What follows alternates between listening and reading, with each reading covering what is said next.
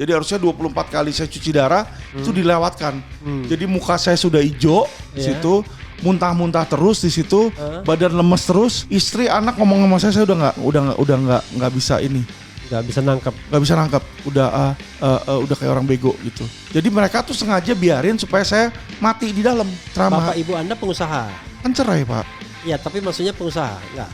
Papa saya punya bank dulu kan, salah kepala 9 naga. Apa? Atang Latif. Kepala 9 naga, Pak. Oh, bapaknya? Iya, Bapak tahu Kasino Copacabana dulu? Iya. Bang Bira, Bang Tamara, iya, Bang itu Bira Papa tahu. saya punya semua. Di situ.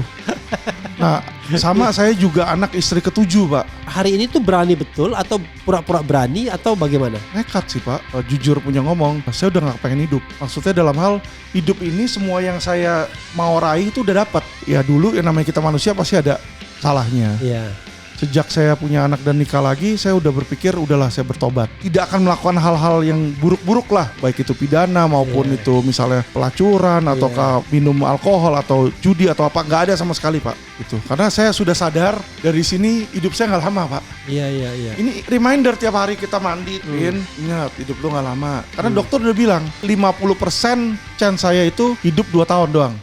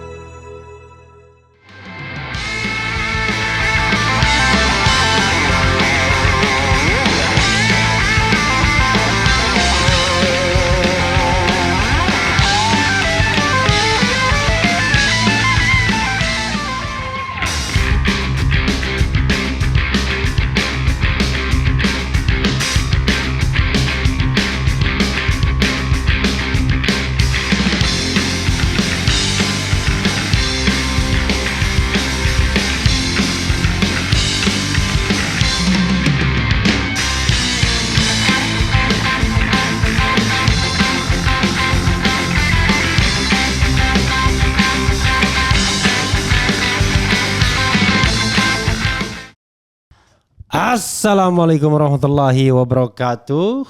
Sobat RH sekalian, jumpa lagi kita di channel yang keren ini. Keren. Ya, sobat semuanya, saya punya tamu istimewa ya. Saya bingung ini bagaimana mendeskripsikan orang satu ini. Alvin Lim. Ya, halo Pak, apa kabar? Baik ya. Selamat pagi, selamat siang, selamat sore, selamat malam bro. Ya, Jadi selamat semuanya ya. Tapi yang paling bagus itu selamat pagi ya. Semangat pagi ya. Bro Alvin, terima kasih sudah datang ya. Sama-sama Pak Refli. Saya tahu Anda pasti sangat sibuk ya. Dan pasti hidupnya penuh dengan ancaman jangan-jangan. Bro Alvin Lim ini tidak berhenti-berhentinya membuat sebuah statement, kemudian kadang-kadang demo dan lain sebagainya. Nah, saya ingin tahu lebih dalam. Kita sudah pernah interview di sini ya. Betul. Tapi pada waktu itu saya kan tidak nanya pribadi sesungguhnya ya. Iya, belum. Ya, nah, jadi tapi saya ingin memulai. Kemarin ya, ini RH Channel juga memuatnya bro Alvin ya. Iya. Kong kali Kong, ini judul kami ya. Anggota One Team Press dilaporkan ke KPK, ada kucuran 20T ke IKN. Betul. Saya ingin memulai dari isu yang hot itu. Mungkin bisa Anda jelaskan, itu dari mana Anda dapat info tersebut, lalu langsung mengadukan ke KPK, bagaimana ujungnya, bagaimana konsekuensinya dan lain sebagainya. Silakan. Jadi asal muasal saya nyentuh Sinarmas itu Ya. dari saya punya klien ya, Ya. yang bernama Freddy Wijaya. Oke. Pak Freddy ini anak dari yang punya Sinarmas, Pak, Eka Cipta Wijaya. Oke. Jadi Eka Cipta ini punya 5 istri dan 28 anak. Hmm. Nah, yang megang ini sekarang dari istri pertama. Oke. Anak-anak dari istri pertama. Nah, ini anak istri kelima ini nggak dapat warisan lah istilahnya lah. Nah, jadi dia ambil data-data ini semua karena dia orang dalam, Pak. Dia orang dalam, dia punya data-data Sinarmas. Data Sinarmas itu diberikan ke saya. Nah, yang kami udah laporkan ke Mabes, urusan pertama itu adalah urusan akte lahir palsu, pemalsuan dari ketiga anak Sinarmas itu. Ya, udah kita laporin dan ini sudah berjalan di Mabes Polri. Nah, dari situ sama anaknya dibongkar lagi kasus perihal data-data lain yaitu Sorry, kita pastikan dulu sebentar ya. Eka Cipta punya berapa istri? 5 istri. Dari 5 istri itu punya berapa anak? 28 anak. 28 anak. Freddy Wijaya anak dari istri? Kelima. Oke. Soal yang terkait dengan pengaduan korupsi di IKN oleh anggota One Team Press itu duduk perkaranya gimana, Bro? Jadi bermula saya punya klien yang bernama Freddy Wijaya. Oke. Nah, Freddy Wijaya ini adalah salah satu dari anak pendiri Sinarmas. Pendirinya kan Eka Cipta Wijaya tuh. Sudah meninggal sekarang? Sudah meninggal. Ya. Nah, almarhum ini punya 5 istri Oke. dan 28 anak. Oke. Nah, yang menjalankan Freddy Wijaya anak yang istri kelima. Oh, istri kelima. Oke. Iya. Oke. Anak istri kelima. Nah, yang menjalankan ini adalah anak dari istri pertama. Menjalankan bisnisnya sekarang. Menjalankan bisnis. Oke. Namun ketika sang almarhum meninggal, Freddy merasa warisannya tidak dibagi dengan fair. Oke. Jadi Freddy hanya mendapat 1 miliar, sedangkan kakak-kakaknya mewarisi 1000-an triliun. 1 miliar cuma? 1 miliar aja. Ya oke, terus. Jadi kan dia merasa sangat, kalau berdasarkan hukum positif kan harusnya 1/3 kalau Iya. anak yang tidak sah kan. Iya, iya. Nah ini dari 1000 triliun dapat cuma 1 miliar, jadi dia merasa dijolimi. Jadi Sorry maaf, kok anak tidak sah? kan anak istri kelima, Oh, hitungannya tidak sah itu ya? hitungannya nggak sah. Oke. Jadi yang kalau di Kristen itu di luar Muslim kan cuma 1 istri 1 suami harusnya. Ya, kalau Kristen ya. Kalau Kristen, jadi dia dianggap nggak sah, jadi cuma dapat 1 miliar, makanya dia kesel lah gitu loh, kesel. Ya dia cari data-data, dapatlah data bahwa si anak pertama ini diduga memalsukan KTP dan akte kelahiran. Kenapa diduga palsu? Karena akte kelahiran yang dia taruh di pengadilan ketika mereka sedang berantem ini diminta oleh Freddy dicek ke Disduk Capil, Disduk Capil menyatakan tidak terdaftar dan tidak sah. Itu KTP siapa? KTP Si dan anak kakak. istri pertama. Oke, iya. Nah, jadi kan istilahnya mau dihajar pidana lah di situ. Iya. Dihajar pidana di situ. Kasus juga sampai sekarang nih masih ada di Polda Metro, belum ada tindak lanjutnya. Nah, sama Freddy Wijaya dia carilah borok-borok lain lah istilahnya. Dapatlah borok kedua, yaitu perusahaan TPPU-nya. Jadi dianggap nih diduga Tindak pidana ada pencucian uang. Diberikanlah, karena saya kuasa hukum, Iya. dia berikan semua ke saya untuk memproses hukum. Iya. Ya. Jadi sebenarnya saya pribadi sebenarnya nggak ada masalah sih sama Sinarmas, kenal juga kagak. Iya, Situ. iya. Nah abis dari situ dia garuk-garuk lagi, yang namanya Freddy kan orang dalam, jadi Iya. kakaknya punya teman siapa, punya notaris siapa, punya apa, dia kenal semua. Iya. Nah dapatlah Pak itu yang IKN. Jadi Freddy memberikan ke saya, Pak Alvin, nih saya ada data. Iya. Data Gandhi Sulistianto ini dulu adalah direktur dari Sinarmas. Jadi dia ada videonya segala. Iya. Gandhi tuh menyatakan jelek-jelekin bapaknya lah, makanya dia nggak seneng. Iya. Jadi dibilang bapaknya tuh nggak punya saham 1 sen pun di situ. Dia Bapaknya marah itu dong. Eka Cipta maksudnya. Eka Cipta. Oke. Loh Eka Cipta pendiri kok dia nggak punya saham dan bukan pemilik digituin kan. Jadi soalnya dari awal didirikan itu ini udah punya 4 orang kakaknya itu. Iya. Nah Freddy nggak suka karena dia punya data notaris menyatakan bahwa bapaknya itu kasih saham ke dia dan dijual balik di situ. Jadi ada di bawah tangannya lah gitu. Ke dia tuh ke Gandhi. Bukan, dari Eka Cipta ke anaknya. Oh, ke anaknya. Anaknya yang mana? Anaknya di istri pertama. Oke. Jadi supaya yang lain gak dapat gitu. Oke. Jadi diminta, jadi seolah-olah nih saham dari bapaknya semua 100% dibagi nih ke 4 anak dari istri pertama. Iya. Dari sini dia jual balik seolah-olah. Oke. Di bawah tangan lah. Jadi Iya. yang terdaftar itu tetap anak nama anaknya, tapi di bawah tangan ini punya bapaknya. Oke. Nah itu yang terjadi. Nah dia ikutin nih karena dia gak suka sama Gandhi kan. Gandhi Iya. masuklah ke One Team Press Pak. Diangkat jadi One Team Press. Dia bingung nih ada apa, diikutin terus. Iya. Ternyata terkucurlah dana IKN 20 triliun. Nah itu dana Freddy Wijaya dapatkan dari CNBC. Jadi ada berita CNBC Iya. berjudul Sri Mulyani mengucurkan dana 20 triliun. Ya kan 20 triliun di situ untuk bukan untuk IKN dulu sebenarnya, untuk PSN. Oke. Proyek Strategik Nasional. Iya. Dan proyek strategik nasional itu salah satunya adalah Sinarmas yang dia Oke. kucurkan dana tersebut. Iya. Jadi ini ada kucuran, ada kucuran dana ke proyek strategi nasional.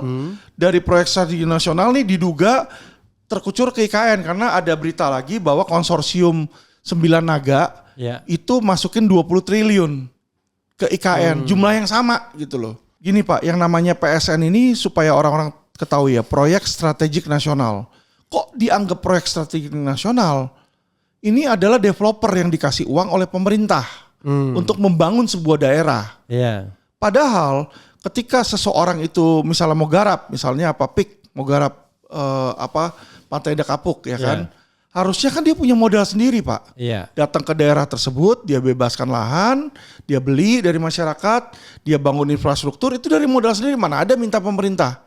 Ya, semua loh yang lain, Agung Intiland, Pico Group dan lain-lain, perusahaan-perusahaan developer lain, nggak ada itu yang dapat dari pemerintah. Ini kok dapat kucuran. 20 triliun itu untuk Sinarmas saja atau untuk semuanya? Jadi 20 triliun ini ada 2 angka, ada yang ke PSN atau ada yang ke IKN, yang mana yang Bapak maksud? Oke. Jadi 20 triliun dari pemerintah ke PSN ada. Terus ada 20 triliun lagi yang ke IKN. Dari 9 naga konsorsium ke IKN, Pak. Yang uang negara yang mana? Uang negara ya tentu yang dari PSN ini. Oke, PSN harusnya. PSN di mana aja? Kenapa? PSN-nya tuh di mana saja? Proyek strategi nasional itu kalau menurut data ya ada 2, yaitu Pantai Indah Kapuk dan BSD City. Tapi yang Pantai Indah Kapuk sudah dikonfirmasi oleh dari pihak Asuk Aguan, kontak saya, Pak Alvin itu tidak ada begini-begini, kita ketemu kan waktu itu dikasih data-datanya. Jadi kita klarifikasi bahwa kalau yang PIK itu dia cari sendiri. Di situ. Jadi diduga yang satunya. Iya, karena berita koran seperti itu. Menyatakan dari pemerintah memberikan kucuran 20 triliun oleh Sri Mulyani kepada BSD City. BSD City yang dikelola oleh Sinarmas. Betul, BSD City orang semua tahu lah punya Sinarmas. Kalau ke IKN yang 20 triliun hasil dari jadi ada lagi 20 triliun konsorsium 9 naga di situ meliputin PIK, di situ Sinarmas juga masuk juga, Prajogo Pangestu, terus Khairul Tanjung, siapa lagi tuh yang punya Alfamart, Budi Susanto, ya total 9 orang tersebut masukin dana 20 triliun juga ke IKN untuk membangun, untuk membeli lah sebenarnya dia bukan bangun, dia beli lahan, terus dia buat mall, buat hotel di situ kan jadi milik dia. HGU tapi 190 tahun. Lalu di mana kasus korupsinya terhadap Gandhi? Kalau yang ini yang saya bilang Pak, kalau namanya orang develop itu seharusnya modal sendiri. Enggak, maksudnya untuk IKN. Clear IKN berarti bukan uang negara kan? Yang kita duga adalah uang dari yang 20 triliun itu masuk ke sini, masuk ke PSN. Dari PSN kan dia nggak usah pakai karena kan dia udah punya modal sendiri sebenarnya. Itulah yang dimasukin ke sini Pak. Jadi diduga muter. Karena kan namanya dia mau bangun BSD. Masa sih dia bangun tanpa modal? Dia kan pasti udah punya modal. Tapi mungkin aja kong kali kong, saya mau bangun IKN nih, ya udah seolah-olah saya kasih kamu hibah ya atau kasih kamu bantuan PSN 20, nanti itu kamu masukin ke sono ya gitu loh. Ini analisis ya. Analisa kita, opini kita. Makanya kita laporin ke KPK untuk diselidiki dulu bener atau enggak. Di situ. Jadi masuk akal ya. Jadi tidak menuding begitu saja, tetapi ini ada fakta dan data. Betul. Dan dilaporkan ke KPK. Kita udah laporkan KPK di situ. Sejauh ini bagaimana? Setelah melapor KPK, dapat tanda terimanya sudah? Dapat nomor aduannya juga udah keluar. Bro, setelah itu selain dihubungi pihak Aguan, dihubungin siapa lagi atau diancam siapa lagi dalam konteks ini? Kalau dalam konteks IKN ini ya, infonya ya udah ada perwakilan dari RI1 minta kita take down. Di jadi sebuah kemarin saya ada sebut YouTube ya? YouTube kita yang di Quotient sama YouTube Samuel Chris. Ada beberapa YouTube lah. Diminta take down ya. Kalau saya kembalikan lagi tentu yang punya channel ya. Gitu. Karena saya kan cuma guest. Saya nggak punya hak untuk turunin atau naikin. Situ. Itu terserah mereka mau naikin atau turunin. Jadi Sobat Era sekalian, kalau di RH Channel ya, kalau Anda berkeberatan terhadap fakta dan data yang disampaikan pihak yang kita interview, maka silakan Anda datang untuk menyampaikan data tandingannya. Jadi kita memaknainya mendengarkan kedua belah pihak itu ya adalah memberikan kesempatan. Jadi bukan satu disuruh take down. Kalau memang dianggap tidak benar, silahkan. Tapi kalau benar gimana? Artinya kan KPK punya tanggung jawab kan ya. Betul. Oke. Bagian ini apa lagi yang ingin Anda sampaikan? Jadi ya kalau kita lihat yang namanya udah tingkat tinggi itu kolusi antara pengusaha sama pemerintah itu ya memang sudah tidak bisa dihindarkan lah sebenarnya. Kita tahu lah, cuma pembuktiannya susah. Nanti kalau udah turun pangkat kayak kemarin Hambalang baru kan terbukti di situ. Kalau masih sekarang ini masih berkuasa ya agak sangat sulit lah. Sangat sulit ya. Iya. Gak usah jauh-jauh, itu yang pemalsuan akte kelahiran aja sudah jelas terbukti akte lahir dapat dari Disdukcapil bilang tidak terdaftar, tidak tercatat, tidak sah. Iya. Itu aja masih sama ahlinya Mabes dibilang nggak apa-apa kalau dia udah pakai dari kecil, kan lucu. Jadi karena dia pakai terus, dibilang jadi sudah jadi sah. Yang palsu itu jadi sah. Saya bingung itu. Itu sama analoginya kemana itu? Analoginya kayak ijazah ya. Kalau ijazah palsu tapi karena sudah dipakai untuk walkot, dipakai untuk gubernur, untuk pakai nyapres itu jadi sah. Jadi sah itu. Jadi saya bingung itu. Karena logikanya orang mengatakan loh, kalau memang ijazahnya palsu, gimana kok bisa nyalon loh? Itu kan karena tidak diverifikasi secara baik. Betul. Oke, it doesn't mean bahwa segala sesuatu jadi sah karena waktu ya nggak ada. Jadi bagian awal ini dapat saya bukan simpulkan ya, pembulatannya adalah bahwa dugaannya adalah ada kucuran dana 20 triliun dari negara ke konsorsium ya kan? Iya. Untuk pembangunan PSN yaitu proyek strategis nasional di satu tempat ya. Anda menyebutkan 2 tetapi kemudian diklarifikasi PIK-nya nggak ada. Betul. Tapi di BSD City. Iya. Nah, tetapi Anda mengatakan bahwa uang itu memutar ke IKN. Ya kita duga memutar. Begitu, ya kan memutar ke dia IKN. Yang pegang, dia mau taruh kemana kan boleh. Mutar ke KN untuk sana. Jadi seperti apa ya? Nggak ngerti saya apa namanya. Yang jelas kekong kali kongnya di sana. Dugaannya begitu ya. Dugaannya di situ. Oke, karena itu Anda laporkan dan karena Anda melihat fakta dan data serta plus analisis, maka ya silakan KPK untuk menindaklanjutinya. Betul, dan Freddy ada nama-nama perusahaan cangkangnya dia, Pak. Jadi perusahaan cangkangnya itu nanti BSD-nya ketika untung masuk kemana tuh ada shell company-nya. Jadi sehingga mereka nggak bayar pajak di Indo. Nah ini yang sudah dilaporkan sama Pak Freddy Wijaya di Mabes Polri juga. Jadi 8 pajaknya, jadi supaya untungnya itu nggak dinikmatin di Indonesia, tapi dibawa keluar gitu. Jadi ada perusahaan cangkang di luar. Ada perusahaan cangkangnya di luar. Diduga di mana? Di Cayman Island. Selalu Cayman Island ya. Jadi nanti kalau ada keuntungan masuk ke sana perusahaan cangkangnya, bukan ke Sinarmasnya begitu? Bukan ke Sinarmas di Indonesianya. Jadi di Indonesia kan Sinarmas di Indonesia. Nah itu pemilik Sinarmas itu adalah perusahaan asingnya itu. Jadi ada perusahaan cangkang ya. Iya, yang dan di celakanya itu. Yang metode perusahaan cangkang ini juga penguasa kita juga. kan ada bocoran-bocoran itu kan. Siapa aja punya perusahaan cangkang. Betul, yang di luar. Luar biasa ya. Bro, itu satu hal ya yang ingin kita selesaikan. Ada yang lainnya lagi nggak? Ya kalau soal itu kita nunggu data lagi dari Pak Freddy ya, karena Pak Freddy ini kan dia orang dalam, dia anaknya Sinarmas juga, jadi dia yang punya data sih. Kebetulan ya karena dia ada perselisihan ya dia bongkar di situ. Kalau nggak akan sangat sulit bagi kita untuk mengetahui sebenarnya. Anda nggak diancam setelah ini? Oh ya ada, udah sering banget. Pak. Soal yang begini, yang ini, soal Sinarmas ini. Lah iya udah. Sudah berapa kali Pak. Ya kalau intilanya nggak mau take down nanti diproses hukum lah, ono lah, inilah. Iya. Banyak dari WA ada juga, dari telepon juga ada di situ ya. Jadi memang kalau kita menghadapi level atas ya sulit Pak. Karena Sinarmas ini orang-orang tahu lah. Dia ini dekat sekali sama penguasa dan dekat sekali dengan aparat penegak hukum. Iya, yang jelas Gandhi Sulistianto itu kan selain One Team Press sebelumnya jadi duta besar kan di Korea Selatan. Betul. Ya. Dan IKN ini yang jalanin, yang ngerjain Pak proyek-proyeknya itu Sinarmas Pak, kontraktornya. Jadi gimana IKN yang kontraktornya dia Oke, dulu kan kalau nggak salah eksekutifnya dari Sinarmas ya, yang diberhentikan itu ya. Dari Sinarmas, makanya saya bilang memang Sinarmas ini banyak. Oke, itu eksekutifnya dari Sinarmas atau bukan ya? Nanti kita cek lagi ya. Nanti dicek lagi aja. Jangan, saya takutnya lupa. Cuma juga diganti ke Menteri PUPR kalau ya, sekarang ini. Menteri PUPR.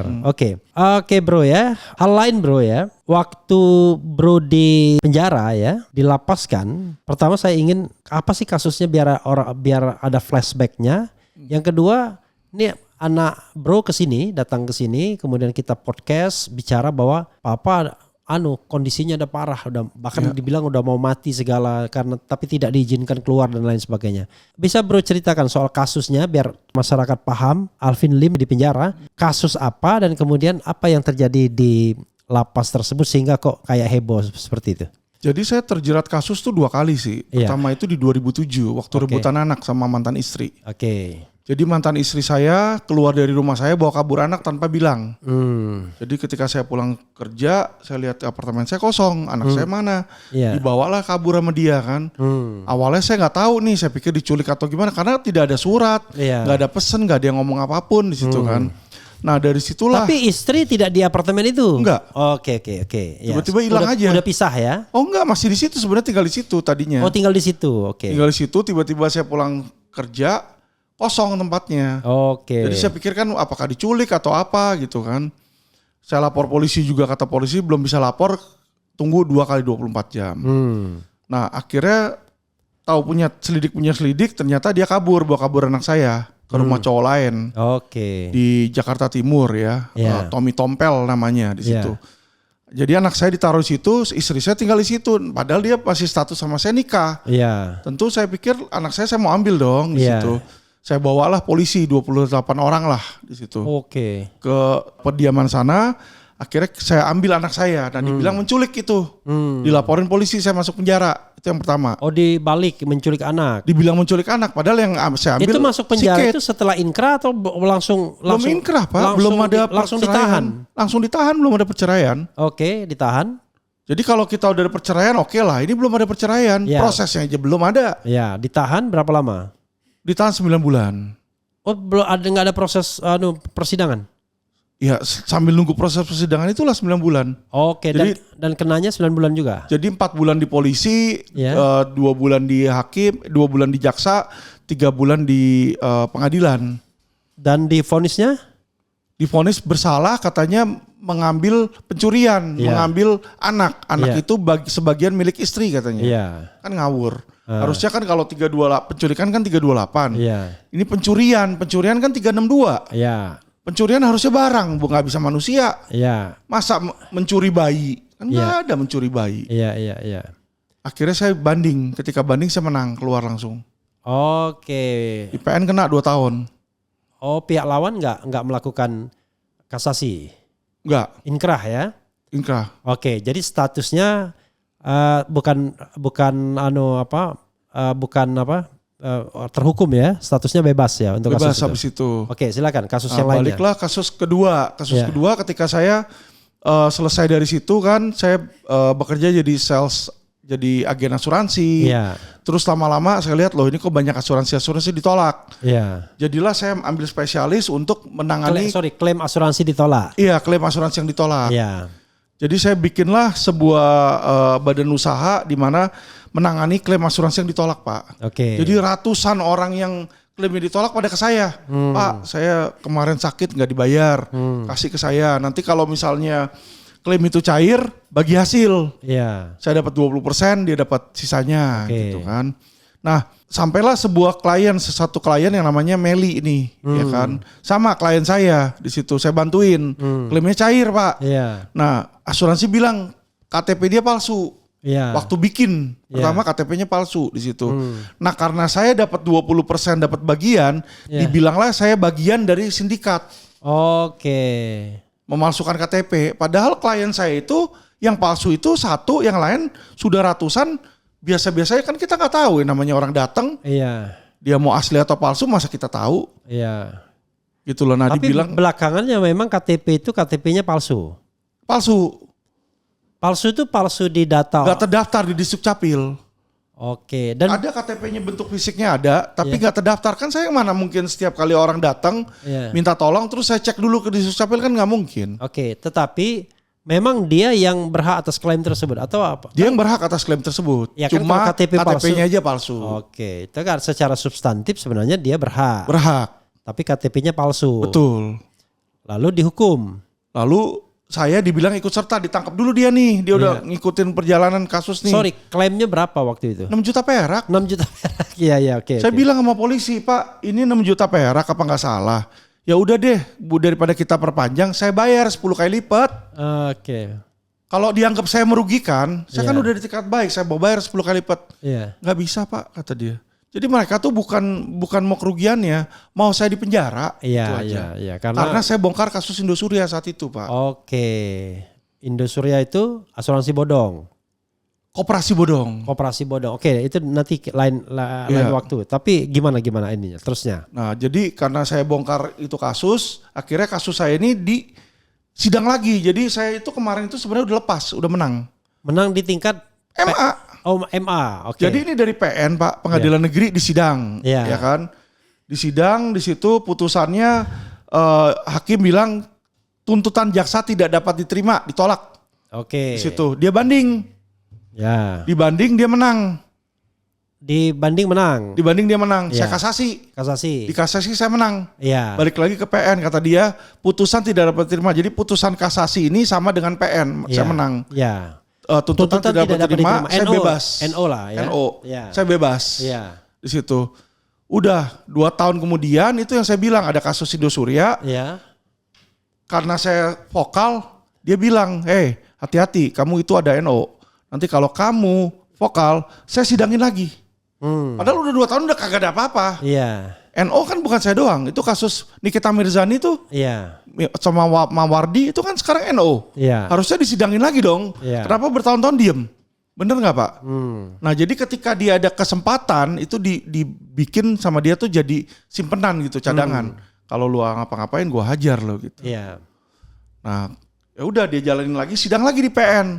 Saya dituntut maksimal 6 tahun. Kan sadis. 6 tahun untuk Pemalsuan dokumen. Pemalsuan dokumen. Padahal pelaku utamanya si Meli itu tuntutannya cuma 2,5 tahun. Oke. Ini kan aneh. Iya. Pelaku utama 2,5 tahun, saya ikut serta katanya saya sebagai lawyer ngajuin klaim disetujuin, saya kena 6 tahun. Dan itu pun tidak tahu ya. Dan itu pun saya udah bilang hakim, saya bayar 10 kali lipat, kagak mau. Karena klaimnya 6 juta, saya percaya Anda pasti nggak ngerti. Kalau klaimnya 6 miliar, nah barangkali ada Iya, 6 miliar, 6 triliun masih oke lah. Iya. 6 juta, Pak. Kita 6 juta perak, mohon maaf ya. Iya. Gaji pembantu saya, OB saya, supir saya gajinya di atas itu, Pak. Iya.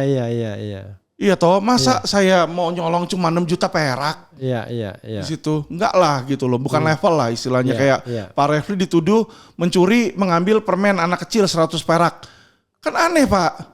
Kayak begituan kok disidangin yang kayak begituan. Udah Pak Refli, udah beliin lagi nih 100 biji. Sana. Kan gitu, Pak. Iya. Kalau kita mau restoratif justice ya kan? Nggak make sense aja. Kalau apapun itu, kalau itu dibilang kejahatan, kesengajaan, ngambil 6 juta, orangnya bilang, saya minta 6 juta dari Alvin Lim, saya kasih langsung. Iya. Kan bukan kejahatan, selesai perkara. Oke, kena vonis berapa tahun? Kena vonis di situ 4,5 tahun. 4 tahun setengah. Iya, tuntutan 6 maksimal kan, 4 tahun setengah. Lalu banding. Udah dikunci sama mereka, tetap 4 tahun setengah. Kasasi udah dikunci juga. 4 tahun setengah juga. 4 tahun setengah juga di situ. Lalu ditolak-tolak semua. Eksekusi kan. Berapa lama dari PN ke kasasi itu? PN ke kasasi hampir 8 bulanan lah, 9 bulan lah. Cepat sekali ya. Iya. Prosesnya langsung 9 bulan inkrah. Karena kan viral terus. Jebret-jebret anak saya teriak-teriak terus. Kalau nggak teriak juga nggak diiniin. Nah selesai dari situ kita lihat, wah ini udah nggak bisa ini ya. Jadi kita lihat titik lengah. Saat itu anak saya kita ajuin ke PK. Iya, PK. Abis itu anak saya demo tuh di kejaksaan sama di MA. Iya. Anak saya udah bilang viral ini, itu. Iya dia fight di situ kan. Akhirnya PK kita dikabul, Pak. Oh, dikabul. Kabul langsung lepas. Harusnya tuh masih 2 tahun lagi. Oke, PK harusnya dikabul masih 2 lepas. tahun lagi. Jadi bro tidak bersalah posisinya lagi. Oh enggak, dianggap bersalah tapi sesuai dengan masa tahanan. Oke. Dimasukin sesuai masa tahanan. Jadi PK itu kan setelah saya ngajuin PK 1 bulan kan keluar keluar tuh suratnya. Iya. Jadi pas keluar suratnya saya udah langsung bebas. Oh, jadi PK itu disesuaikan. mengurangi masa hukuman. Iya, disesuaikan dengan masa tahanan. Karena kemarin itu orang Masa tahanan sudah 2,5 tahun. udah 2 tahun, diturunnya jadi 2 tahun, Pak. Oke, dari 4,5 tahun jadi 2 tahun ya. Iya, karena yang waktu pertama sebelumnya saya udah ditahan 9 bulan lebih. Oke. Yang kedua saya ditahan lagi 1 tahun 1 bulan. Oh, yang itu dihitung yang dulu ya? Dihitung, ditambah. Iya. Situ. Oh, makanya bro tiba-tiba lepas ya? Iya, tiba-tiba lepas karena mereka bilang kalau dia bikin saya onslah saat itu, mereka diperiksa lagi repot kata dia. Udahlah sesuai lah kan kamu udah jalanin. Iya. Jadi onslah itu lepas dari tuntutan ya? Iya. Oke. Kayak KM50 tuh onslah. Oke, bro. Tapi ada cerita drama-dramanya juga. Ini mohon maaf ya kalau istilah saya nggak tepat. Bahwa selama proses di lapas itu, bro hampir mati katanya. Bahkan. Iya, jadi saya sakit kan. Iya. Saya sakit. Karena saya sakit, tapi kan kasus-kasus yang ditanganin sama law firm saya masih banyak, Pak. Iya. Mereka berpikir dengan memenjarakan saya. Kasus yang saya tangani itu redup semua. Harapan mereka. Iya. Tapi itu tidak tidak seperti itu. Walaupun saya di penjara, kasus-kasusnya proses terus, jalan terus, kita nge-fight terus di situ. Nah, disitulah ada oknum-oknum pengacara yang Bapak tahu tuh teriak supaya saya tuh di dalam itu lebih dibebek gitu loh. Oke. Nah, dibilang sakitnya pura-pura. Situ cuma mau dapat AC, padahal tidak. Padahal kan saya gagal ginjal. Gagal ginjal ini ada apa? Selang nih. Iya. Jadi ini dioperasi dimasukin kabel jantung, Pak. Karena dia kan nggak bisa pembuluh darah kecil, harus pembuluh darah besar nih. Iya. Nah, ini nggak boleh kena keringat. Oke. Nggak boleh kena keringat, jadi saya nggak boleh kecapean, nggak boleh udara panas.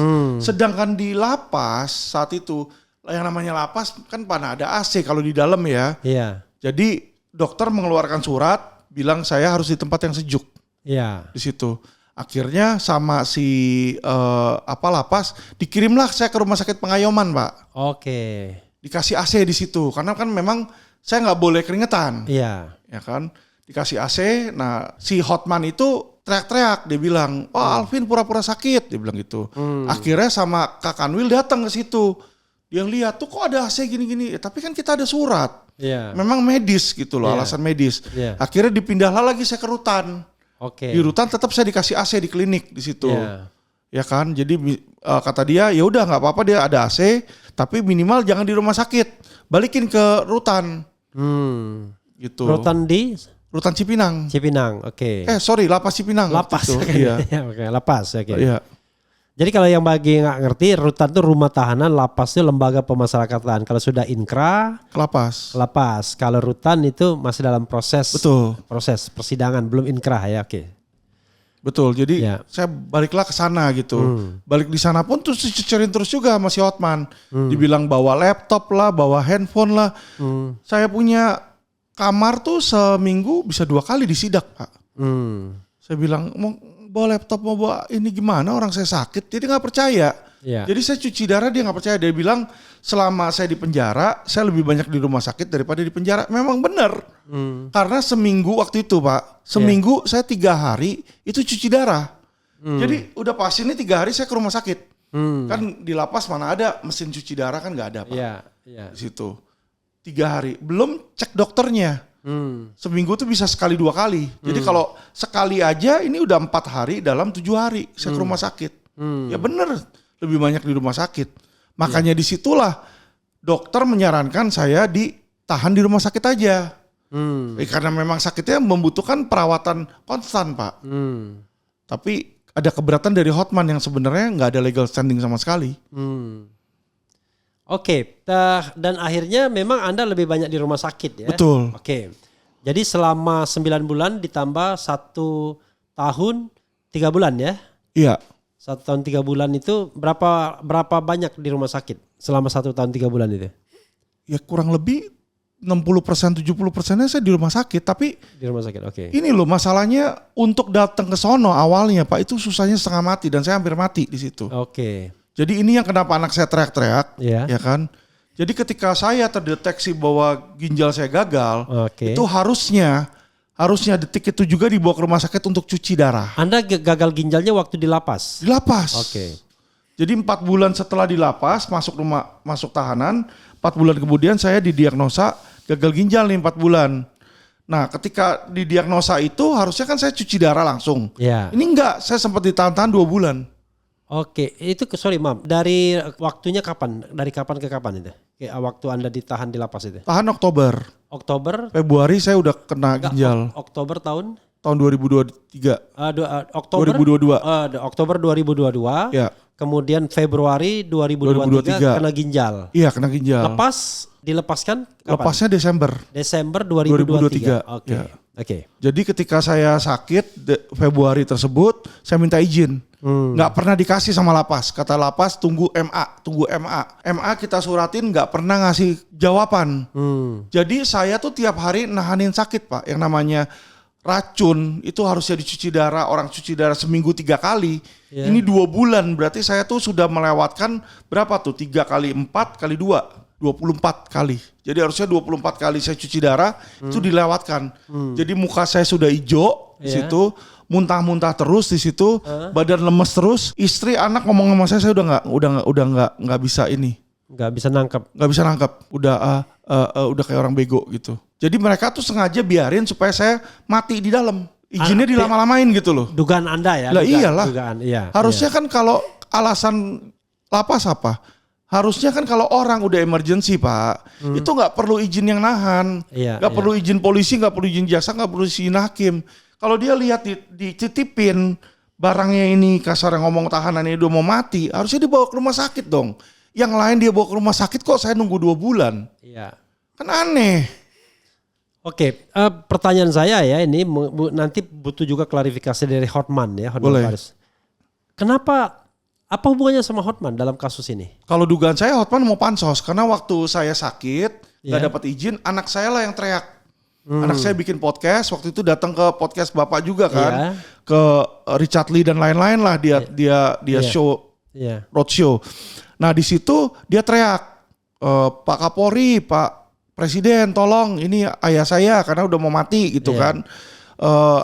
Berikan izin gimana. Nah ketika dia teriak begitu, Hotman nimpalin, dia bilang ini ada anak di bawah umur, tolong KPAI tangkap dia. Oke. Nah dia berjuang untuk bapaknya kok disuruh tangkap, disuruh tertibkan, gimana? Maksudnya langsung netizen pada marah. Maksudnya dia bukan dia yang ditangkapnya, tapi orang yang menyuruhnya mungkin ya. Iya, yang menyuruhnya. Iya menyuruhnya, bukan anaknya yang ditangkap. Jadi tapi dia bilang si anak saya ini dikendalikan, cuci otaknya lah dikendalikan oleh nggak tahu mamanya atau si Alvinnya sendiri yang kendalikan. Jadi suruh diiniin gitu loh, yang keluarga-keluarganya dia kan aneh di situ. Nah ketika dia seperti itu, seluruh netizen tuh saya lihat 99% pada menghujat si Hotman. Dia bilang ini anak sedang memperjuangkan ayahnya. Walaupun Pak saya nggak bersalah, tapi walaupun saya bersalah, saya sedang sakit, apakah nggak patut saya menerima pelayanan medis? Iya. Gitu loh, masa harus dibiarkan meninggal karena 6 juta perak, kan lucu. Iya. Di situ, 6 juta perak pun cuma dapat 20%. Iya kan 20%. Dari pembagiannya kan 20%. Betul. Cuma. Iya. 1.200.000. Iya. Saya bilang udah deh dari 6 juta aja, kan dia dirugikan 6 juta. Iya. Saya bayar 10 kali lipat, gak mau. Oke, tapi bro tidak ada masalah pribadi sama Hotman ya? Gak ada. Sampai Sebelum dan setelahnya gak ada. Gak ada, oke. Jadi clear ya? Saya dari awal respect sama beliau kok. Cuma ya gitu aja. Akhir-akhirnya kan setelah saya keluar, dia ngeledek, saya ngeledekin balik. Tapi akhir-akhir ini ya udah gak ini lagi. Iya, saya lihat bro sering ledek-ledekan tuh sama Hotman di medsos lah, di TikTok ya. sama ini. Tapi secara pribadi nggak ada ya? Nggak ada. Begitu ya Bang Hot. Soalnya Bang Hot itu waktu sidang di MK sering ngeledek saya juga. Oh, iya. Saya balas ngeledek dia juga. Dia kan sering gitu juga sama Rasman juga begitu. Tapi ketika Rasman ini kemarin dirujak sama netizen, dia belain Rasman nih. Ya kita ada lah sebenarnya ya ada pride kan satu sama lain, juga ada sifat untuk rivalry lah. Itu rivalry wajar lah ya. Normal lah. Ya, kalau rivalry kok ingat ada pernyataan ini. we have to cooperation, we not rivalry. Ada presiden yang diinterview begitu ya. Nah, tapi Anda juga kemudian membocorkan atau mengeluarkan statement soal Sambo. Iya.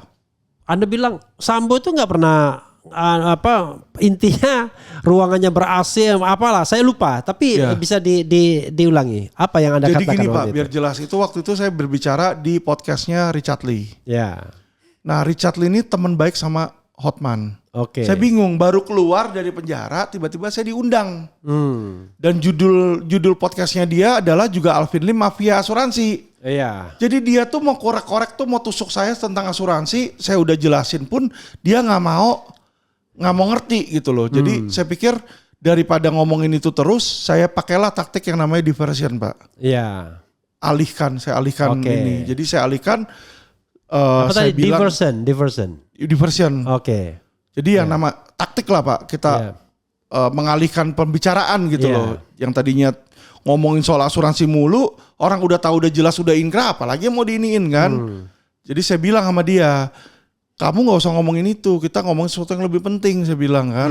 Kamu tahu gak, selama saya di tahanan, saya gak pernah lihat Sambo di sana. Sambo gak ada di sana, karena selama saya di tahanan, di situ. Di lapas Cipinang? Iya, selama saya di lapas. Katanya kan bukan Cipinang Pak, Salemba.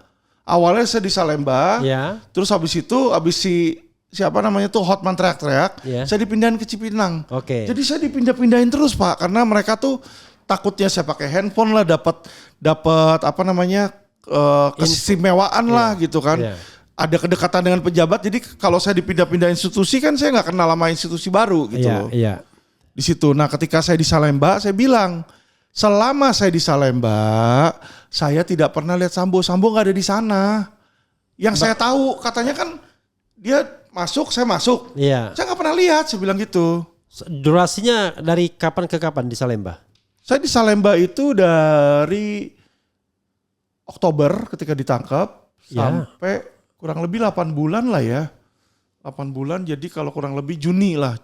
Oktober 2022, Juli 2023. Ya, nah katanya sisanya lapas Cipinang. Betul. Sambo tuh katanya kan masuk ke Salemba tuh April atau enggak Mei deh dia di situ masuk. Saya bilang, loh, saya di sana saya nggak pernah lihat. Saya bilang, katanya di Mapenaling, apalagi di Mapenaling. Saya bilang kalau di Mapenaling itu sasaran, ngomong sorry ya Pak, jadi sasaran yang level yang di atasnya lah. Karena mereka nggak pernah dibuka, tahanannya dikurung terus. Jadi kita tuh cuma jalan-jalan kita bisa lihat, oh ada si Anu. Dia kayak keong gitu ya? Iya, kayak kebun binatang lah kita lihat di keong kan gitu. Iya. Saya bilang saya nggak pernah lihat, dan kalau memang dia ada di situ, orang tuh udah pasti heboh. Mapenali itu apa tadi? Masa pengenalan lingkungan. Masa pengenalan lingkungan, makanya dikunci aja dia, nggak. Jadi kalau orang baru tuh selama 2 minggu dikunci terus di situ untuk ngikutin aturan lah seolah-olah. Tapi kalau yang koordinasi bayar ke petugas, hari pertama pun bisa udah langsung keluar, langsung naik, nggak masuk ke situ. Dan Anda selama 8 bulan tuh nggak pernah lihat Sambo? Nggak pernah lihat dia. Jadi saya bilang, kamu tahu nggak, Sambo tuh nggak pernah ada di lapas Salemba. Yang saya lihat. Artinya gini, yang paling objektif adalah bro tidak pernah lihat Sambo di lapas Salemba selama 8 bulan di sana. Betul. Gitu. Nah, kata si Menteri Hukum dan HAM, si Alvin bohong. Waktu Sambo datang, Alvin lagi di rumah sakit. Nanti waktu Alvin balik dari rumah sakit, dianya udah keluar. Gitu terus lah. Saya mah cuma iya terserah kamu dah. Intinya adalah memang semua warga lapas itu secara saya belum pernah ke sana. Itu bisa saling melihat ya? Ya bisa Pak. Jadi pasti melihat, nggak mungkin. Ada jam keong, ada jam dibuka. Jadi kan kita nggak setiap hari 24 jam ditutup. Jadi nanti jam 5 pagi, jam 6 pagi itu udah dibuka. Orang yang mau sholat di situ kan. Yang mau lari. Nanti malam nih jam 8 ditutup lagi, dikunci lagi. Nah, selama tadi dibuka itu bebas, kita mau ke lapangan, mau ke kantin, ya kan. Intinya nggak pernah ketemu orang, nggak pernah ketemu dan nggak pernah dengar. Kalau datang ke situ kan pasti heboh. Nggak ada gosip-gosip di situ gitu kayak ngomong. Gosip-gosipnya dia datang, abis itu langsung pergi waktu saya di situ. Jadi sore dia datang, foto doang, masukin ke dalam sistem, abis itu keluar lagi. Tiap hari, tiap 2 minggu, tiap 1 minggu? Bukan, keluar lagi, nggak ditahan di situ, nggak tahu Sekali kemana. aja datang dia? Sekali aja datang, masuk ke dalam sistem. Jadi Itu soal di sistem dia ada. menurut Anda, dugaan Anda atau Anda tahu sendiri deh? Saya tahu karena kan kalau dia di situ misalnya hari itu dia masuk kan ketemu saya. Iya, iya. Kan nggak ada. Jadi Oke. katanya ke sana ya udah. Ya sampai sekarang kita juga nggak tahu ya misterinya di mana ya. Ya bisa aja dia abis dari situ katanya saya sakit, saya dibawa ke rumah sakit atau gimana ya, itu dia punya bantahan lah. Oke. Oke bro, ada bagian yang sakit ini Anda ingin tambahkan sebelum saya mau bergerak ke lain? Enggak sih, cukup. Oke. Nah, bagian ketiga ini saya mau bicara mengenai hal yang personal ya. Ya, Anda kelahiran tanggal 77. 11 Januari 1977 ya. betul. Itu ada lagunya tuh, lagu Gigi tuh. 11 Januari bertemu.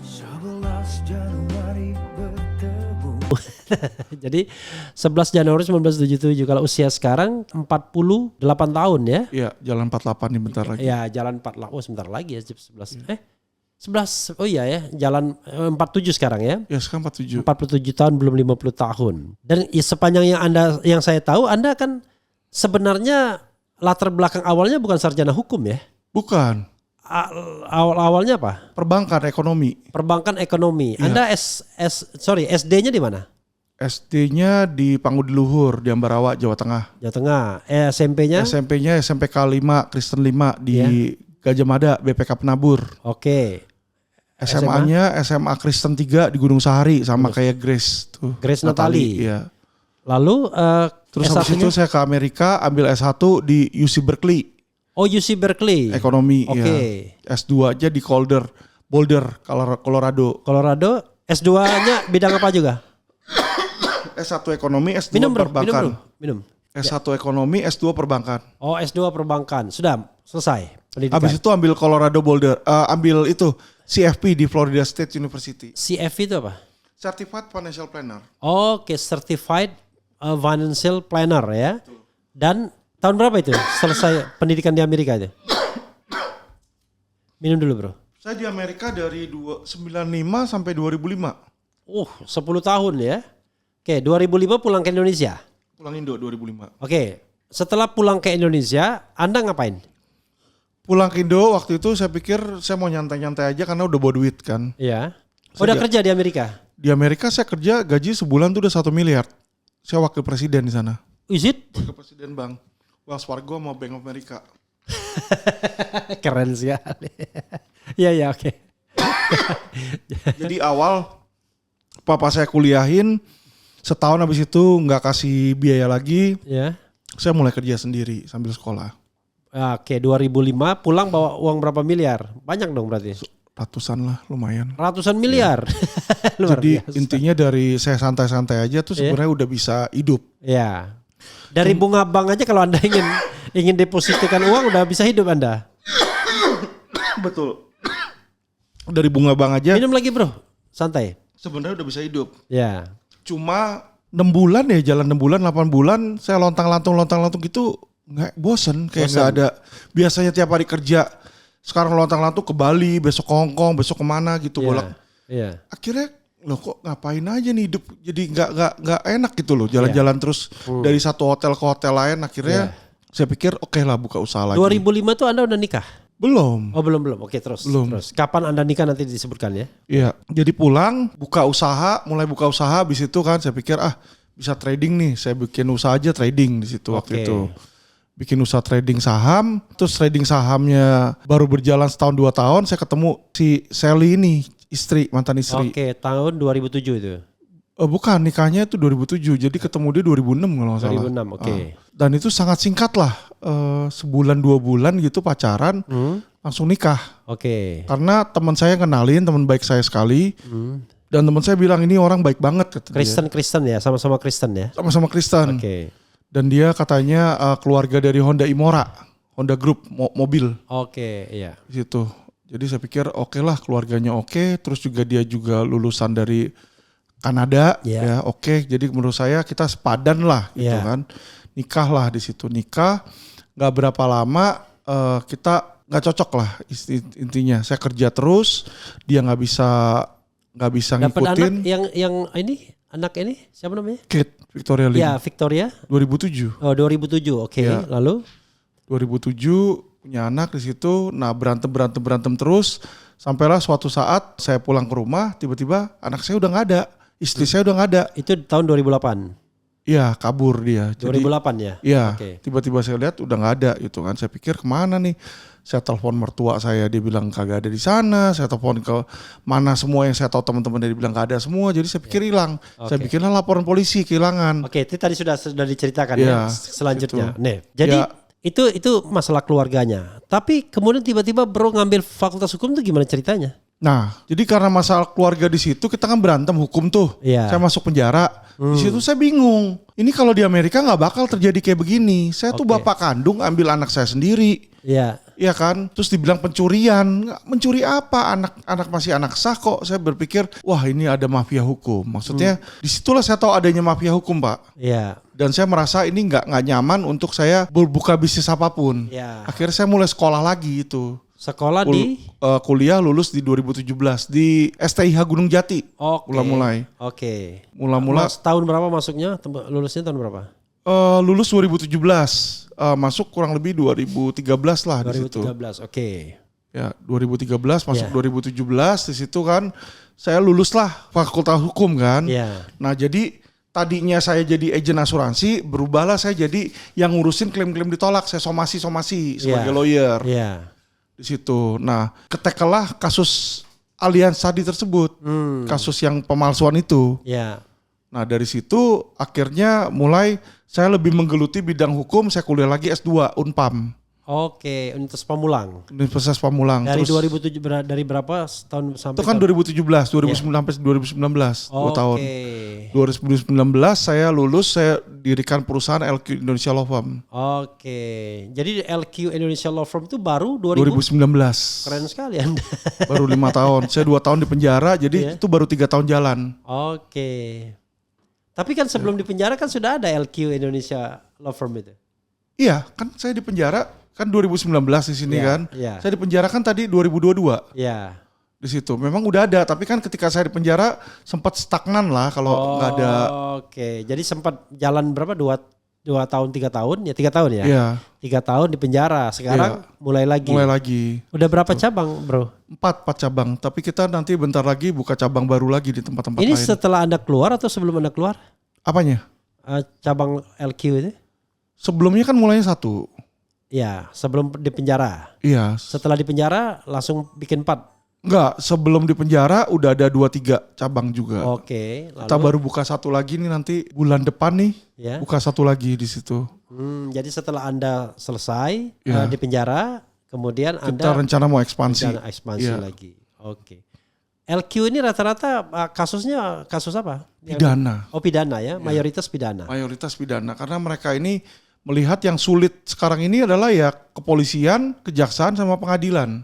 Oke. Anda ada ininya, ada retainer klien gitu? Nggak ada, Nggak nggak ada ada ya? sama sekali. Oke. Jadi memang kasus-kasus pidana ya? Kasus pidana semua ini. Oke. Berapa lawyernya yang ada sekarang? Kurang mau lebih plus minus kita punya orang 40-an. banyak sekali, Banyak, 40 iya. lawyer. Iya. Lumayan. Kasus-kasus kita juga kok banyak. Jadi Anda klien yang kita ada uang- sekitar 5.000 soalnya. Kliennya 5.000. Iya.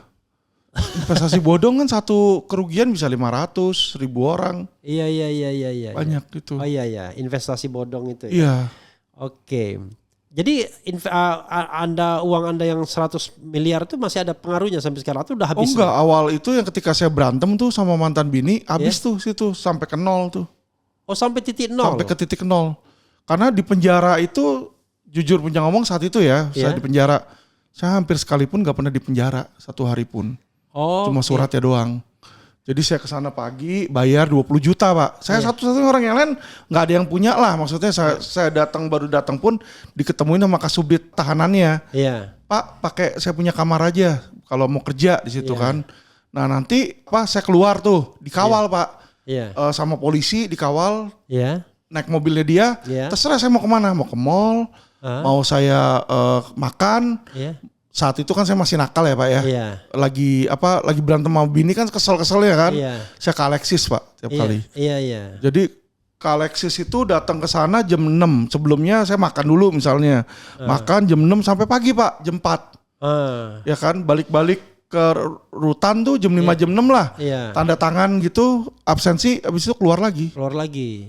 Jadi hampir nggak pernah di dalam. Jadi tiap regu saya kasih 20 juta, 20 juta, 20 rutan juta. atau lapas itu? Bukan rutan, Polda Metro Pak. Oh iya. Jadi masih di Polda Metro. Dari Polda Metro masuklah ke rutan kan. Ini ngeri-ngeri sedap ini. Jadi uang saya tuh saya saya nggak mau pusing, hampir sehari pun saya nggak di sana. Anda pernah, tapi pada waktu itu kasus Anda kan belum inkrah ya? Iya.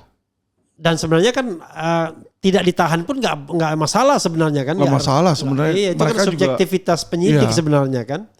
Walaupun tuntutan hukumannya 6, tapi kalau penyidik nggak mau nahan ya bisa juga. Betul. Anda pernah cerita yang seperti ini sebelumnya? Belum. Oh belum pernah. Iya oke. Sekarang relatif bisa berkembang law firmnya. Oh berkembang sangat pesat sih Pak sekarang. Oh sangat pesat. Iya. Nggak ada masalah dengan misalnya karena Anda vokal kemudian sulit berurusan sama polisi, sama jaksa, sama hakim dan lain sebagainya. Rata-rata lawyer fee sekarang ya Pak untuk consulting itu 1 jam $500 kan. Iya. Di Amerika atau di Singapura itu $500. Iya. Bapak tahu rate saya berapa? Berapa? Untuk consulting. Iya. Setengah jam itu 15 juta, $1.000 Pak. Keren sekali. Dan itu pun rame. Iya. Sorry, itu pun rame. Siapa aja yang menggunakan jasa Anda? Klien-klien banyak datang ke saya. Oke. Misalnya klien apa yang paling berat? Bahkan klien yang dia udah punya lawyer, ya. Lawyernya bingung mau ngapain, datang ke saya untuk konsul. Konsul apa? Pidana. Iya. Di situ. Itu karena Anda dianggap berani atau gimana? Karena dia nggak mengerti kan saya udah di penjara udah berkali-kali Pak. Sistemnya udah tahu, sidangnya udah tahu, prapit apa semua udah tahu, udah prapit polisi aja saya di kasus saya udah berkali-kali. Iya. Saya prapit terus kan. Jadi mereka ngelihat nih orang udah ngelotok prapit lah. Itu pra-peradilan. Pra-peradilan. Kau jangan bilang prapit nanti bingung orang. Pra-peradilan itu. Iya. Oh jadi relatif sekarang ini Anda bisa hidup dari law firm itu ya? Oh bisa banget. Oh bisa banget ya. Dan bahkan nanti mulai bulan depan ini kita mau diriin perusahaan lagi, perusahaan keuangan Pak. Oke. Quotient Fund Indonesia. Oke. Jadi satu-satunya perusahaan yang bisa trading di Amerika Pak. Oke. Sekarang ini kan orang cuma trading di Indonesia saham, short sell pun baru mau mulai tahun depan. Short sell. Kita udah mulai ke quotient option Pak. Option ini adalah derivatif atau turunan dari saham. Jadi setiap bulan mau dapetin 2-4% itu gampang Jadi sekali. Menurut Anda itu orang datang berkonsultasi karena Anda ngerti atau karena Anda berani? Dua-duanya sih. Dua-duanya, oke. Iya. Dan ada kasus-kasus kan mereka yang mentok kan, kayak misalnya kasus ternyata ada mafia nih, mafianya polisinya misalnya. Nah kalau dia suruh lawyernya serang polisinya pasti nggak berani. Serang dalam hal tanda kutip ya secara hukum Pak, bukan kita main kekerasan apa enggak. Jadi maksudnya serangnya tuh, ini kan ada oknum nih.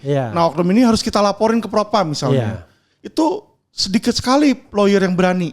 Karena kalau dia laporin polisi ke propam atau dia lakukan yang namanya pra-peradilan Pak, itu Anda akan ditandain oleh polisi tersebut. Jadi Anda akan dimusuhi Pak. Jadi suatu saat Anda mau minta tolong mereka, kasus nggak akan dijalanin. Oke, Anda nggak khawatir seperti karena Anda kan kasusnya pidana. Iya. Jadi kan kadang-kadang orang-orang pidana itu biasanya paling menjaga hubungan dengan penegak hukum. Betul. Kan? Jadi sama hakim takut, ya kan? Sama jaksa takut, sama polisi takut, ya kan? Sehebat apapun anunya, ya. Tapi Anda kok nggak begitu gitu loh? Iya. Kenapa? Gini Pak, ya ilustrasinya sama kayak Bapak punya 2 karyawan, Bapak mau kirim ke Papua Nugini. Orang-orang primitif di sana pada nggak pakai sepatu. Bapak punya pabrik sepatu. Bapak kirim orang saat yang pertama datang ke sana bilang Pak, itu Pak nggak bakal laku sepatu Bapak, karena semua nggak ada yang pakai sepatu. Ada orang kedua yang bilang, wah Pak cepet-cepet jualan di sana Pak, itu bakal bisa beli Bapak punya sepatu semua karena nggak ada yang pakai sepatu. Saya pun juga seperti itu. Karena banyak orang sekarang nggak ada yang pakai sepatu itu makanya. Betul, karena sekarang nggak ada yang melawan ke sana. Nggak ada yang berani. Nggak ada yang berani. Jadi itu kue segitu besar, saya doang yang ambil Pak. Jadi kalau nanti dia mentok nih harus lawan penegak hukum, no viral no justice, udah pasti merangkaknya ke saya Pak. Dan ada satu orang yang kayak ada klien kita bisa cas bahkan 1 miliar Pak. Buat perang. Kita mediain, kita demo, kita masukin TV kita masukin mana gitu kan. Oke. Karena yang lain gak ada yang berani. Anda kalau ngomong begini nggak khawatir nggak ya? Enggak, Enggak ya? melanggar hukumnya di mana Pak? Oke, ya nggak ada melanggar hukum sih. Tapi Anda buka rahasia dapur Anda kan biasanya kan orang kan Saya nggak nggak mau. pusing. Oke, orang kan nggak mau nyebut angka, nyebut apa, nyebut nanti tiba-tiba ada petugas pajak lagi. Nggak masalah itu. Nggak masalah ya. Oke. Sekarang saya ingin tanya lagi ya. Ini ke soal personal. Anda dari dulu memang pemberani atau karena kondisi yang membuat Anda berani? Enggak, atau Pak. Anda sebenarnya takut-takut juga tapi ya udahlah kepalang nekat aja? Justru saya tuh dari dulu sebenarnya waktu kecil tuh pengecut dan tukang nangis Pak. Karena Oke. manja dulu kan. Ya. Saya ditaruh di asrama, dibiarin sendiri, nggak ada orang tua, nggak ada siapa-siapa di situ. Akhirnya setiap hari kerjanya berantem, pukul-pukulan nih, kepala saya sampai pecah, diajar batu di situ kan. Jadi kasar ngomong kita ditaruh di di hutan belantara harus hidup dah. Mau ada harimau, ada macan, ada ular harus bisa. Nah kalau yang berhasil hidup ya berarti ya ini Asrama apa survivor. itu? Asrama apa? Ambarawa Pak, Pangudi Luhur. Oh, Cowok semua itu di situ. Anda sendiri, Bapak Ibu Jakarta. Iya. Saya ditaruh di asrama. Bapak Ibu Anda pengusaha. Kan cerai Pak. Iya, tapi maksudnya pengusaha, enggak? Papa saya punya bank dulu kan. Salah kepala 9 naga. Apa? Atang Latif. Kepala 9 naga Pak. Oh, bapaknya? Iya. Bapak tahu Kasino Copacabana dulu. Iya. Bang Bira, Bang Tamara. Iya, Bang itu Bira papa tahu. saya punya semua. Di situ. Nah sama saya juga anak istri ketujuh Pak. Oh, Jadi saya ini kasar ngomong unwanted child Pak. oke. Jadi mereka ya Jadi yang Anda tidak diakui sebenarnya ya? bukan gak diakui, gak diinginkan, gak diharapkan. Jadi tiba-tiba Ya, tapi yang kan- namanya cowok kan cuma mau main-main Kalau doang, kayak Kristen tiba-tiba kan jebruk. anak ketujuh udah nggak istri ketujuh nggak dihitung lagi sudah kan? Lah itu dia. Makanya Iya. saya juga nggak pernah minta, saya nggak pernah apa, saya berjuang sendiri.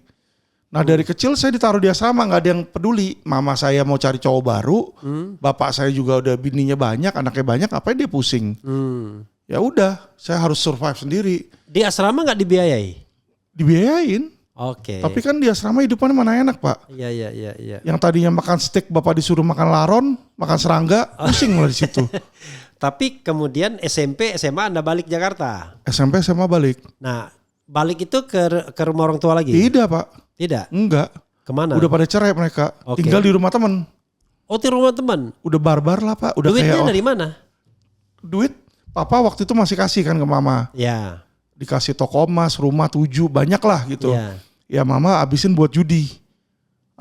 Sudah habis di situ akhirnya umur 18 tuh saya udah gak ada, mama udah gak bisa biayain. Dia udah bilang, kamu nanti gak usah sekolah ya, gak usah kuliah maksudnya. Nah di situ saya pikir, oh udahlah saya ketemu papa saya cari tuh. Iya. Ketemu papa saya di banknya di Tamara, di Iya. Sudirman.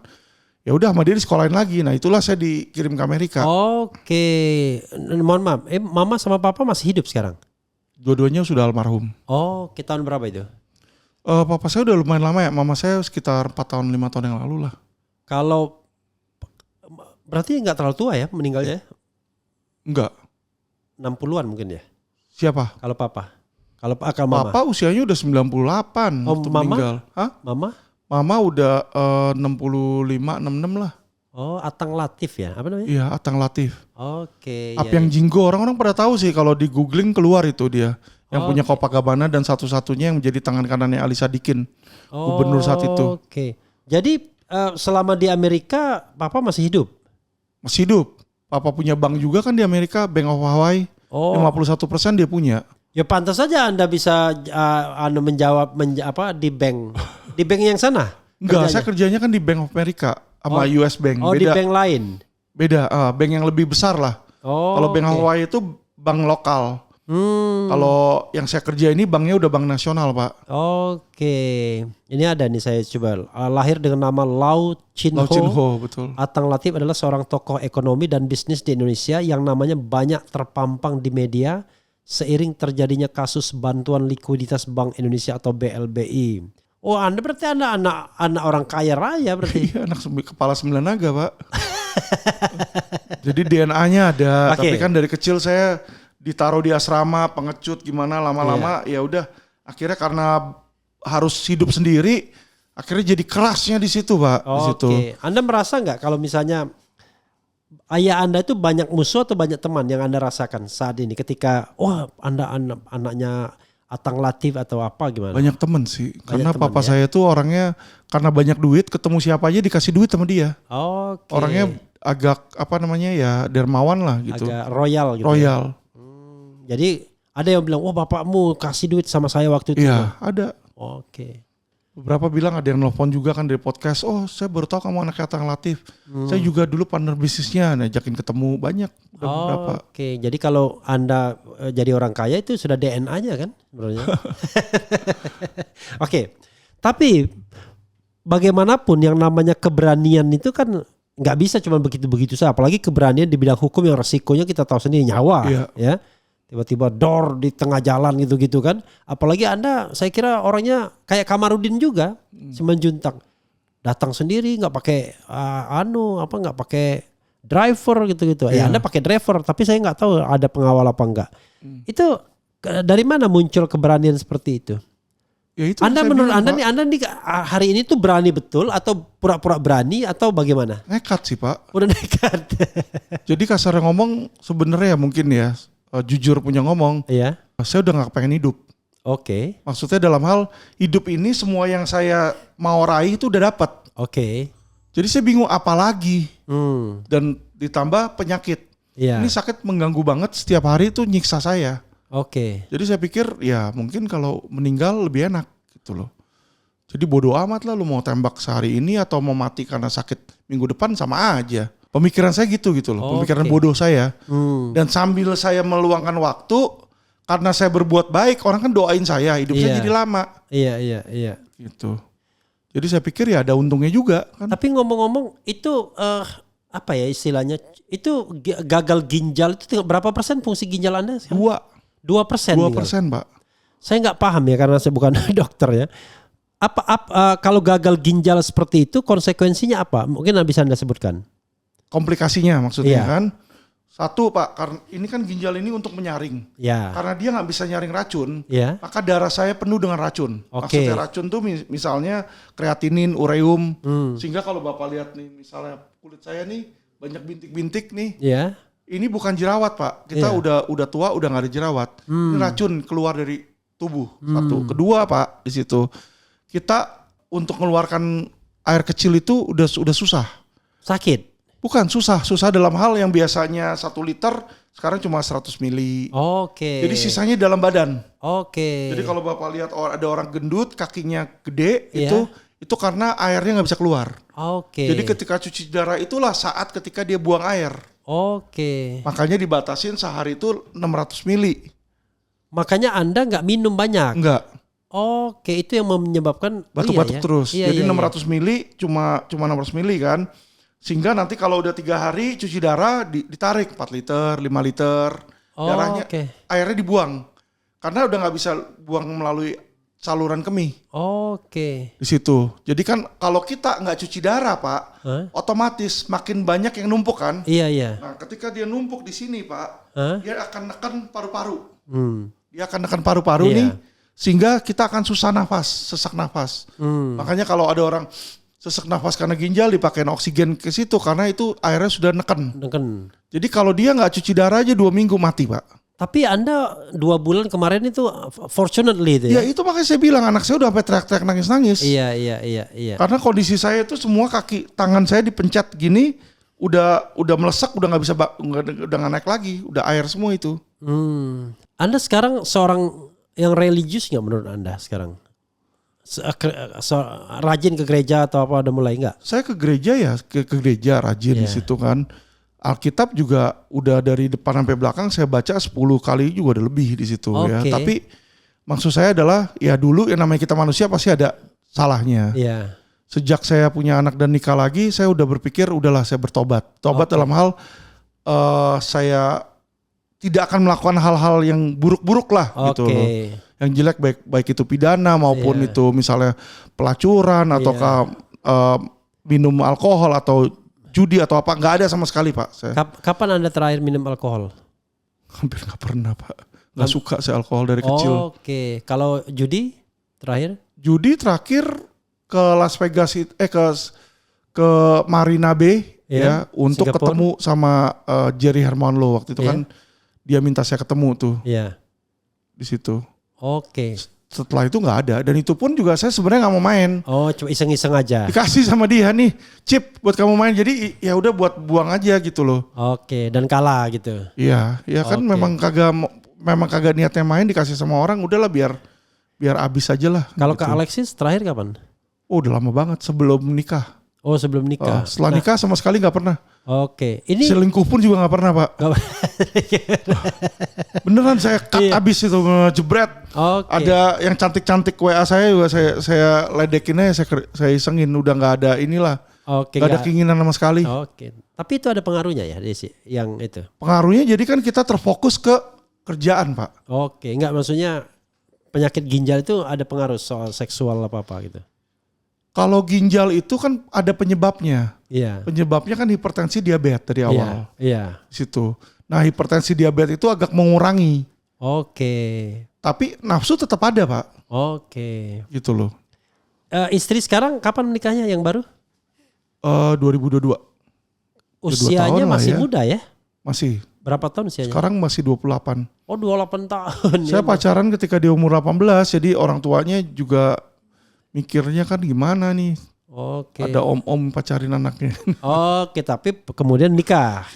Nikah Setelah pacaran lama banget dong berarti. Ya, setelah 8 tahun pacaran. Iya 8 tahun.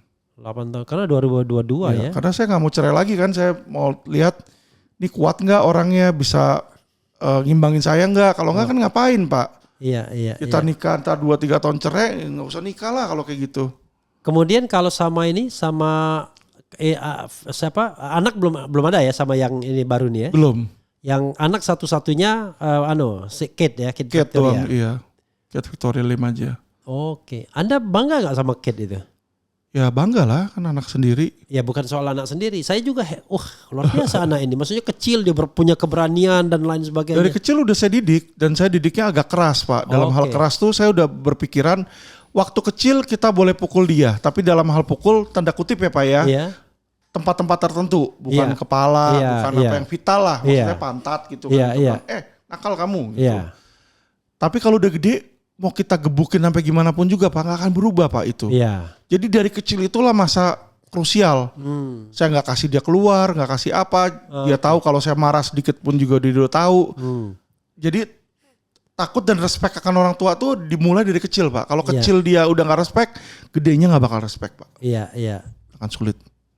Itu. Nah itu yang saya tanamkan. Dan Anda menganggap berhasil untuk Kate ini ya? Iya. Saya nggak berhasil di situ. Berhasil kan? Iya. Jadi Kate ini belum apa-apa sudah ini orang barangkali anak yang paling jelas cita-citanya pasti masuk jadi sarjana hukum ya. Dari awal saya udah bilangin. Jadi dia nggak usah milih-milih lagi. Saya bilang, Kate nanti kamu akan jadi lawyer gantiin papi. Iya papi, udah gitu aja ngikut dan dia kalau ditanya orang mau jadi apa mau jadi lawyer terus aku tanya kamu suka nggak orang-orangnya juga nanya ya mau gimana lagi orang punya perusahaan punya papi ya pasti saya harus lanjutin. Jadi dia juga malah senang dia bilang.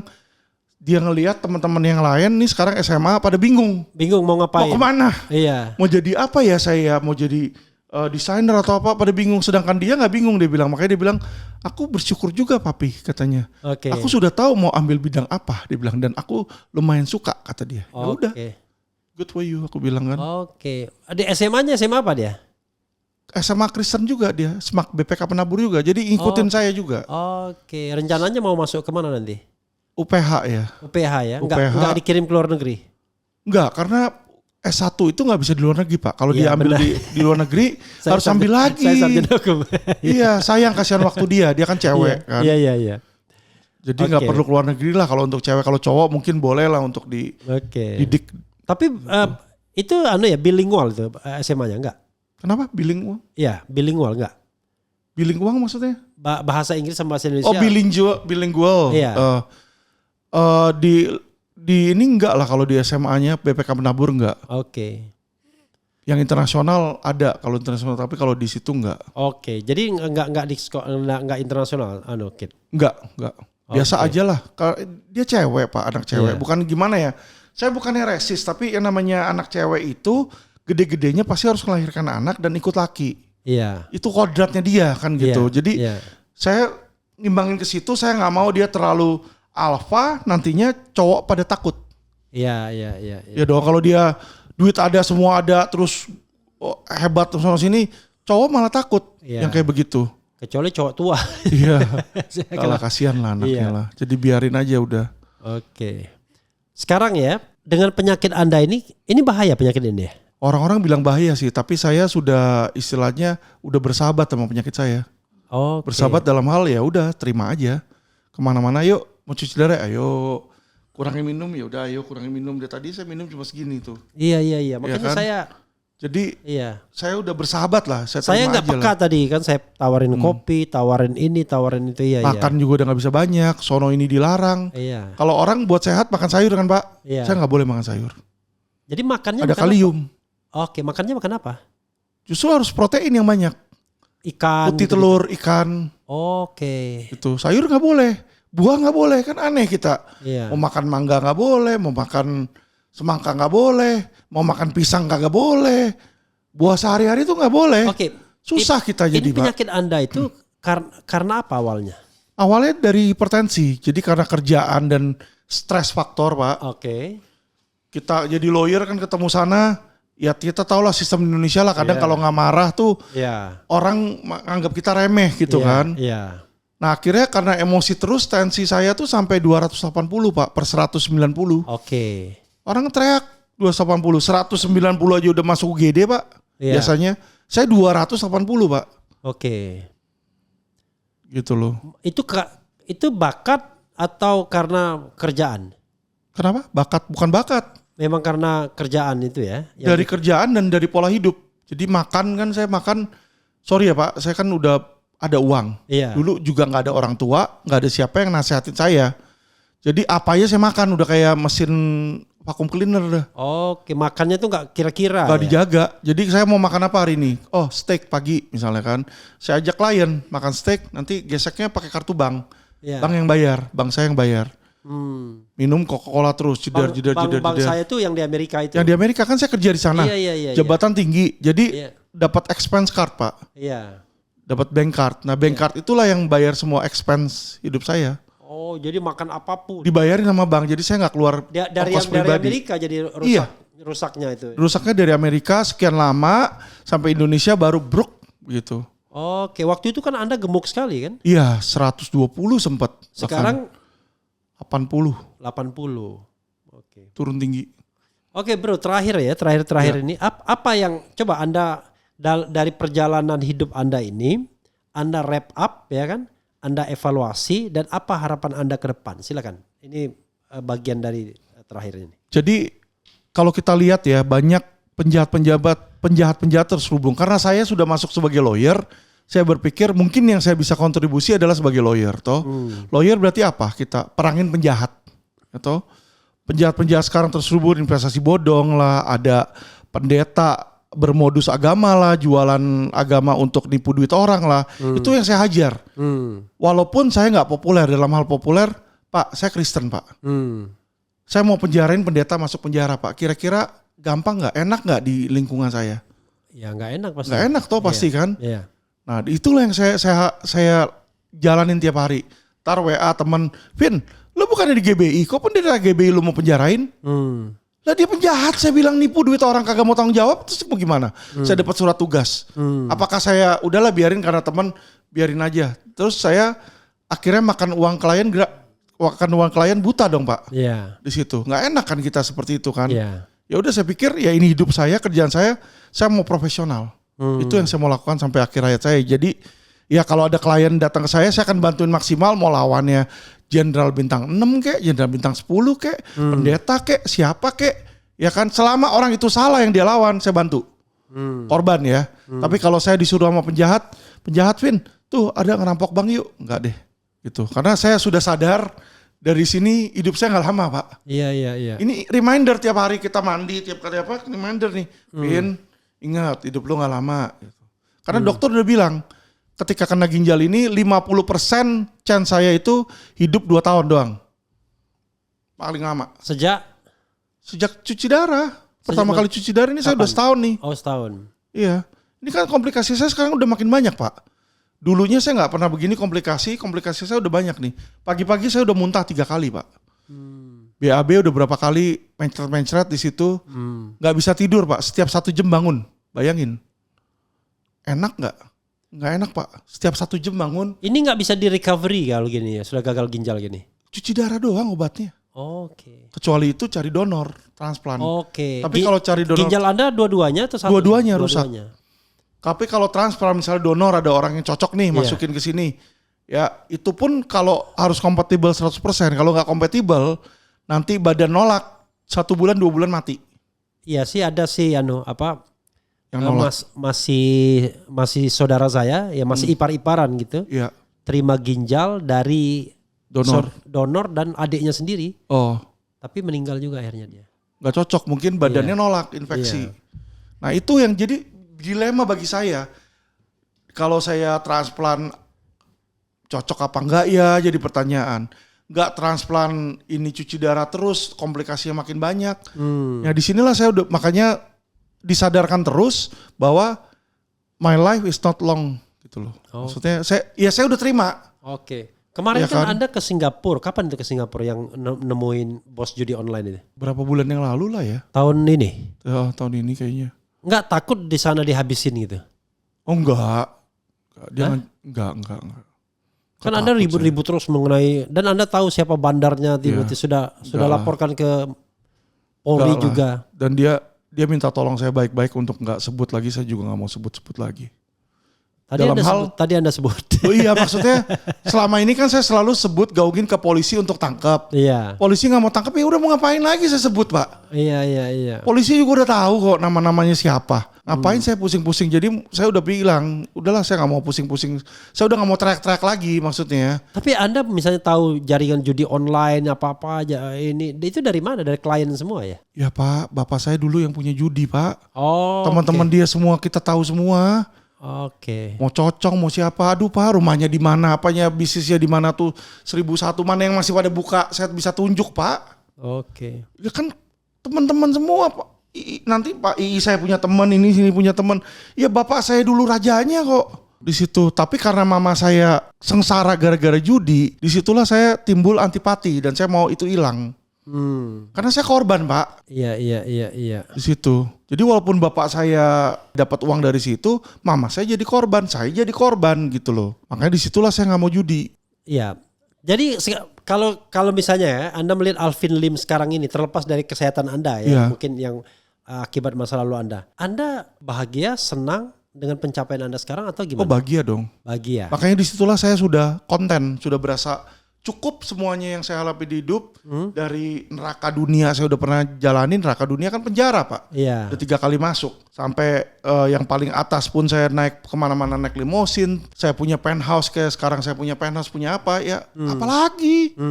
Punya istri yang baik, anak bisa belain bapak kayak begitu kan 1.100.000 belum tuh ada Pak. Anda punya penthouse itu dari law firm ini atau dari dulu? Dari kerja lagi, dari awal kerja lagi. Oke. Tadinya kan udah habis Pak, 0 Pak. Iya.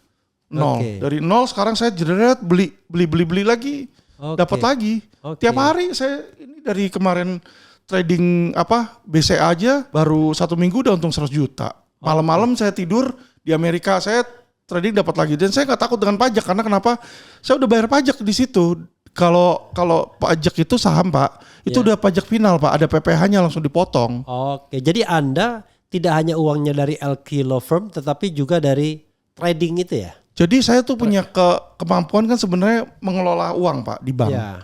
Jadi waktu di bank di Amerika itu misalnya saya dikasih 100 juta dolar. Iya. Saya dalam 6 bulan atau 3 bulan tuh harus dapat berapa persentasinya. Iya. Nah tiap 6 bulan Pak uang saya double Pak. 2 kali lipat 100%.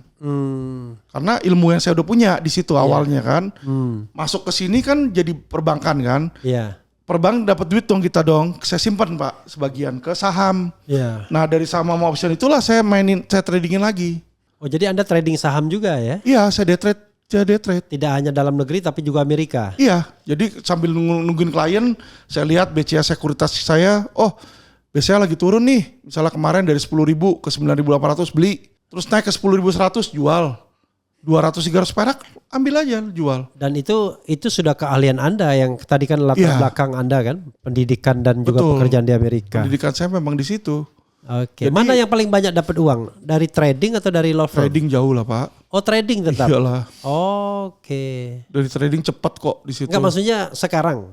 Iya. Sumber keuangan Anda? Oke. Dari trading. Oke. Makanya ini saya mau bikin perusahaan consulting trading ini. Oke. Berarti nanti Kate akan ke sana juga? Dia boleh pilih sih. Mau trading? Mau ngepalain perusahaan hukum atau perusahaan keuangan. Oke. Dua hal yang berbeda. Perusahaan keuangan sudah jalan? September ini jalan Pak, insya Allah. I see. Itu. Kalau sekarang belum. Kita lagi siapin semua kerjasamanya sama Amerika juga udah ada, udah deal. Jadi ya siap jalan lah. Oke. Anda udah siapkan second layernya? Second layernya Kate itu ya? Cat doang. Ya. Oke. Silakan closing statement. Ya saya berharap selama sisa hidup saya, mungkin bagi teman-teman masyarakat ya yang ilmu saya ya ilmu hukum, membantu dalam bidang hukum atau membantu dalam bidang keuangan, yang dibutuhkan ya bisa aja ke saya di situ ya. Tapi sebagai amal pun Pak, nanti mulai bulan depan ini Agustus, di setiap cabang LQ Indonesia Law Firm, bagi kalian yang mungkin tidak bisa makan atau nggak punya pakaian yang layak, boleh datang ke kantor law firm kami, kita kasih makan gratis di situ. Oke, jadi makan gratis tidak hanya programnya Prabowo Gibran ya, Iya. yang dipotong-potong sampai 7.500 konon kan. Iya. Kalau kita di atas itulah Pak. Ya, saudara sekalian, itu dengan Alvin Lim ya, panjang sekali. Nah saya tidak tahu ya, jangan Anda belum cerita semua yang begini-begini ya di tempat lain ya, mudah-mudahan Belum ya. Pak, banyak banget Pak. Banyak banget. Oke. Terima kasih Bro Alvin Lim ya. Mudah-mudahan sukses dan mudah-mudahan ada keajaiban kesehatan Anda ya. Jadi bisa recovery paling tidak, tiba-tiba ada penemuan baru, tidak harus cuci darah misalnya. Dan ilmu Anda terus bermanfaat. Siap. Terima kasih. Iya, makasih Pak. Keren Jadas. Iya, keren Pak.